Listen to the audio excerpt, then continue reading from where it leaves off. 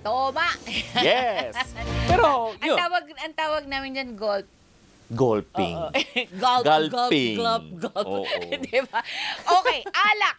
Maraming klase ng alak. Dok, ha? Yes. Iba-iba rin. Kasi lumaki ako, ang tatay ko, manginginom yan. Tama. Lumaki ako sa pamilya na hindi mawawala ang alak sa bawat okasyon. Tama. At ang asawa ko din naman, manginginom din. Ngayon, habang sila'y umiinom, ginagawa Nakatingin ko ka lang. naman. Tinitingnan ko yung mga bote na naroroon. O, anong mga napapansin mo sa bote? Merong volume alcohol content na tinatawag. Ano Tapos, yung numero? iba-iba. Tapos, Merong ano bang nakasulat sa numero? percentage. Percent. Oo. So, percent. Percent, yes. Pare-pareho ba percent ba ang nababasa Hindi. mo sa mga bote? Hindi. Iba-iba. Oo, Okay. depende sa inumin. So, yun ang tawag na alcohol by volume. Wait, ano So, yan? porsyento yan Okay. ng alcohol Yung- sa loob ng toma mo. Sa isang bote, Aha. halimbawa, 16%. Kasi yun ang Yes. pinakamataas na nakita ko, Dok. Sa 16%. Sa 16%, sa buong bote, ang alcohol content. Ganon? Yes, pero susukat mo yan. Dahil yun ay nasa bote. Oo nga. Pero, paano ka ba uminom? Baso, shot, or sabihin natin by preparation, ang concentration. So, pag nagsusukat tayo ng gramong alcohol na itinitake ng tao, alamin mo dapat ang porsyento mo.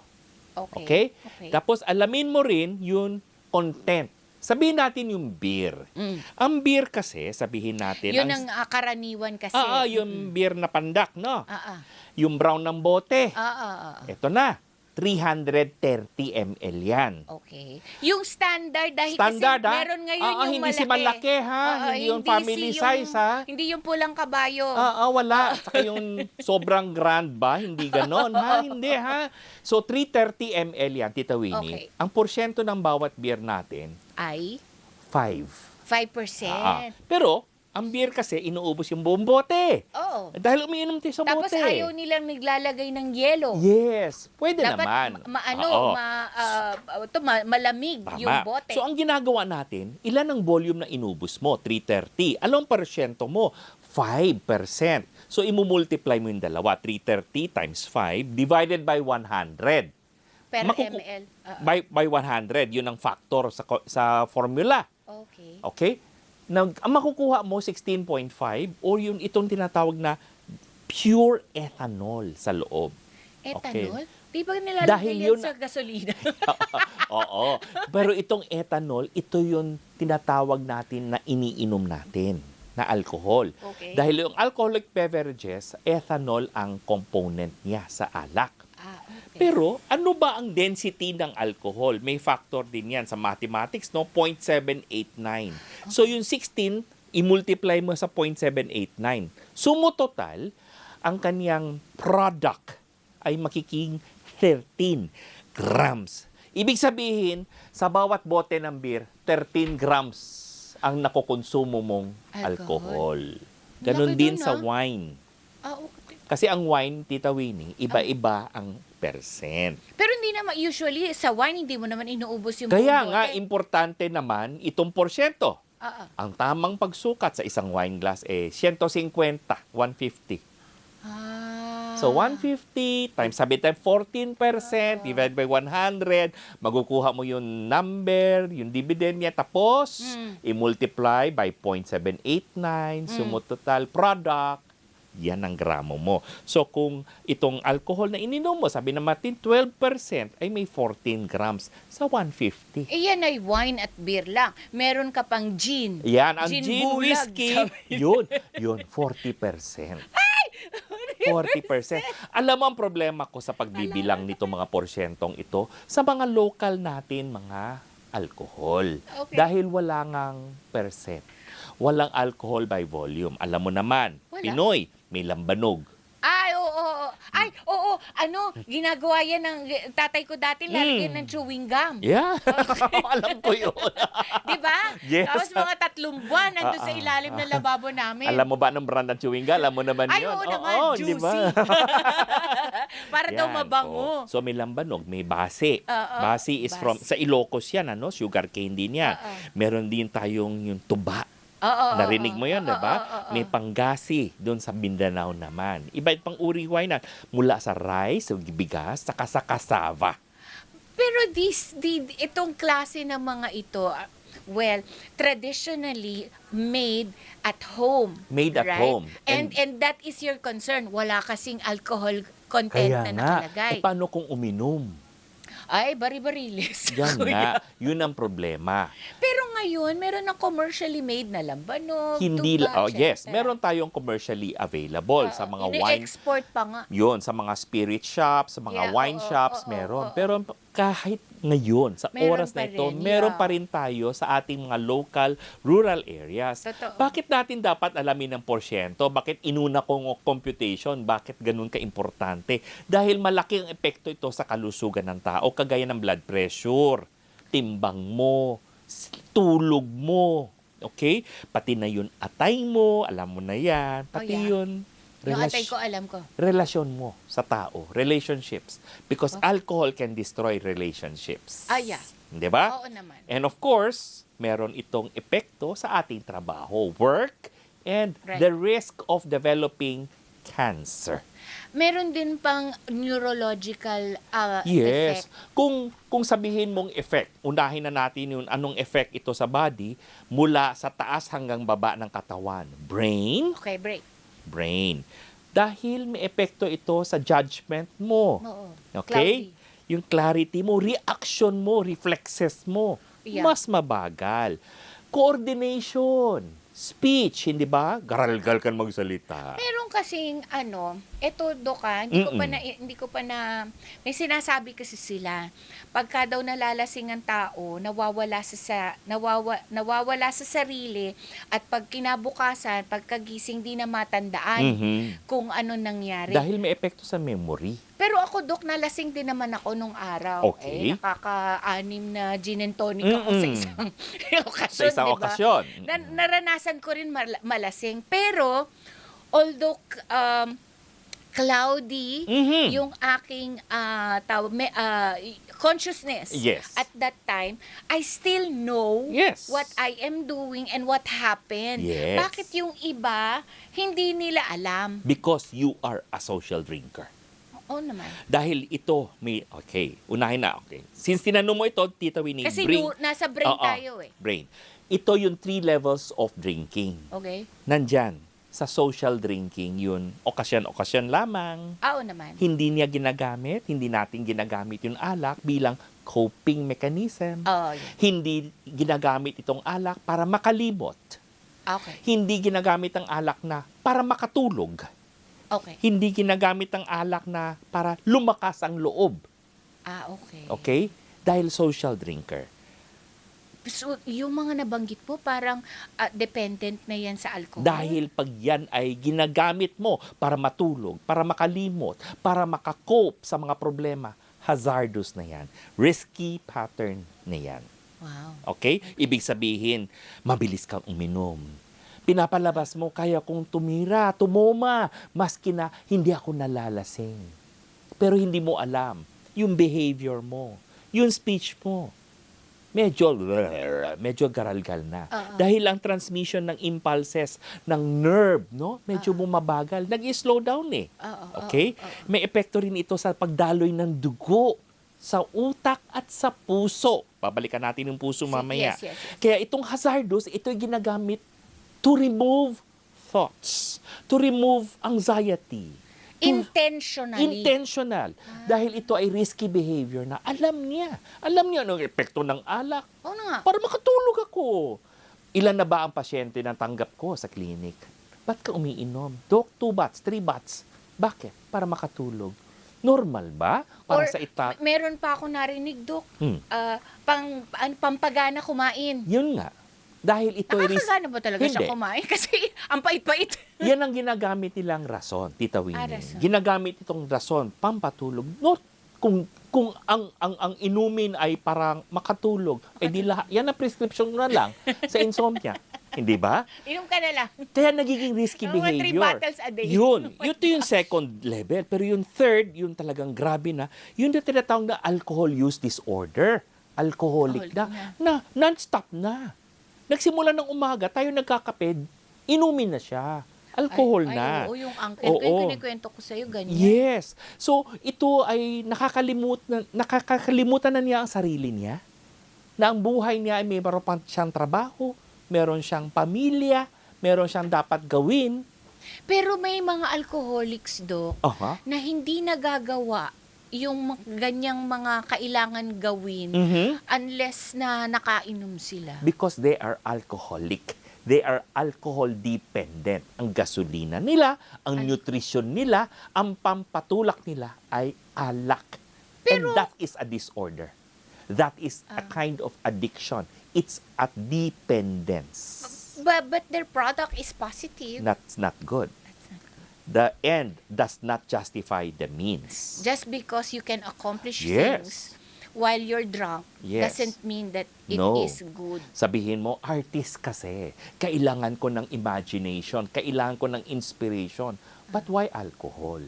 May epekto yan eh. Pinag-usapan natin, brain lang. Paano yung puso mo? Paano po?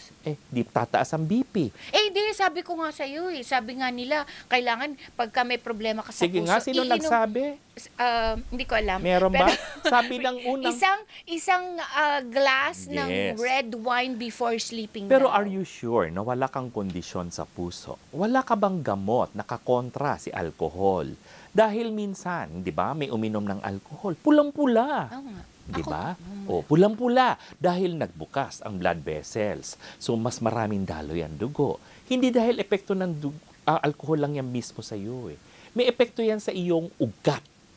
So, lumuwag siya. Mas maraming... Para maganda daw ang daloy ng dugo. Maganda. Bakit? Okay ba ang tibok ng puso mo? Merong mga umiinom ng alak na nagkakaroon ng palpitation, kumakabog ang dibdib, nagkakaroon ng irregular heartbeat or arrhythmia. Wow. At syempre, tumataas ang risk for heart attack and stroke. Remember, anong sabi ng World Health Organization? No risk-free amount of alcohol. Wala. Dati, meron pa kaming binibigay na number. Allowable. Allowable, di ba? Okay. Siyempre, medyo iba-ibang termino. Yes. Nag-retract. Acceptable. Gumawa tuloy ng ang World Health Organization natin ng usapang alak na sinasabi, less is safer. Of course. Less is safer. None is best. Okay? Okay. So, that's the heart. Yes.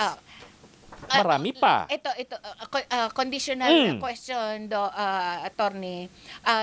Pero so if I am diagnosed with a heart problem, it is acceptable to follow the advice of drinking red wine at least once a day? No more because you have a heart condition. Already. May kalagayan ka na. Hindi naman gamot ang alak para sa puso. Help to help daw. No, not to help. It will help destroy. Okay, after the heart, what do we have? Di syempre si atay. Dahil dito, minemetabolize, hinuhugas o finifilter ang alak. Dito na pumapasok ang usapang alcohol-induced hepatitis, pamamaga ng atay, gawa ng alak. Dito na rin pumapasok ang usapang nagkakaroon ng paninigas o kalyo, fibrosis. Pag hindi naagapan, anong nangyari? Palyadong atay or cirrhosis na siyang pwede rin magdulot maging liver cancer. Yeah. Diba? Talaga, atay no, number 1? Yes, kasi dito sa lahat po, ng organ. Kasi dito nagme-metabolize ang alcohol natin. Yung tinatawag na isang chemical na tinatawag na alcohol dehydrogenase na siyang nasa atay nakalagay. Ano pa? May effect din niya sa lapay. Ay kasi nga, kaduktong ning atay si lapay. Yes, usapang lapay at atay ang paglinis ng alak sa katawan natin. Correct. At syempre, ang World Health Organization ay itinuturing ang alak is a primary carcinogen. Pwede siyang mag-induce ng cancer. Cancer sa suso. Ay, hindi lang doon sa Hindi ano na lang yun? sa atay. Sa iba-ibang Yes, pwedeng sa bibig, pwedeng sa lalamunan, larynx, pwedeng sa suso. Sabi ko nga, pwede din sa esophagus at syempre colorectal cancer. Sa kidney. Hindi siya exactly kidney, renal. Wala tayong makikita. Pero, kailan mo dapat sabihin, teka, medyo peligro na, medyo dangerous na itong taong umiinom. Actually, in that context, Oo. yan ang tanong ko Doc. Anong klaseng manginginom ako para masabi ko na ako'y in danger na? In danger dahil palagi Or kang... at risk na? palagi ka na lang laseng at litong-lito. Bakit Confused. sorry, Yes. napaka-impertinenting question. Pero Okay lang yan, Tita Winnie. bakit ba pagkalasing ang epekto ng alak? Dahil na bumabagal ang transmission ng impulses, yun usapang nerve. Okay? So, nagkakaroon Dahil ng... sa alcohol. Yes, nagkakaroon ka ng behavioral change. Nawawala ang inhibition mo. Kung makapal ang mukha mo. Literally Yes. and figuratively. Hindi ba medyo manamamanhid? Yes. At kaya mo magsalita. Hindi ka naman dating madaldal. Kaya mong, mag-propose. Kasi nga nag-inhibit ka. Nawawala yung tinatawag na correct transmission of impulses. And those are the effects of the alcohol, the ethanol content. Ethanol. Oo, that is not okay. Pero meron, minsan, sabi mo nga, ano bang mga dangerous effect na to? Kung kumumbulsyon, seizures. Yes, pwede rin yun. Again, it goes back to the nerve, central nervous system. Yung iba naman, suka ng suka. Non-stop, incessant vomiting. Okay. So, sasabihin mo, lasing kasi. Dahil lasing, relaxes our body. Okay. Di ba? Inhibition. Pero madi-dehydrate ka dun eh. Yes, isa pa yun. Later on, makikita mo, nagkakaroon tayo ng dehydration. Ditong usapang bato, kidneys. Ito na si Bat. Why is the ihi now very dark? Very At saka kaunti? ang dami. Oo, ang dami. Dahil tsaka diuretic, may amoy. Mapanghing. Dahil ang mga alcohol natin galing saan? Alak, galing prutas, galing barley, pwedeng wheat, pwedeng rice. Sabi ko nga kanina, may cassava. Yes, So all of this alcohol invites and imbibes water para mailabas sa katawan. Therefore, si katawan nagiging tuyong-tuyo.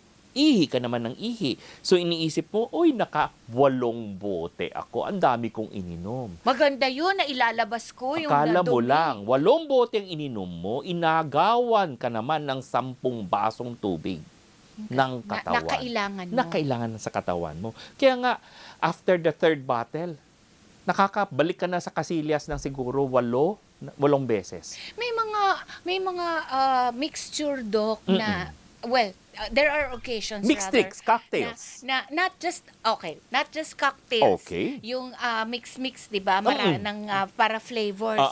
Meron ding iba na may beer na may gin pa. Meron may yan. mga Mga Korean drinks na ganon. Oo.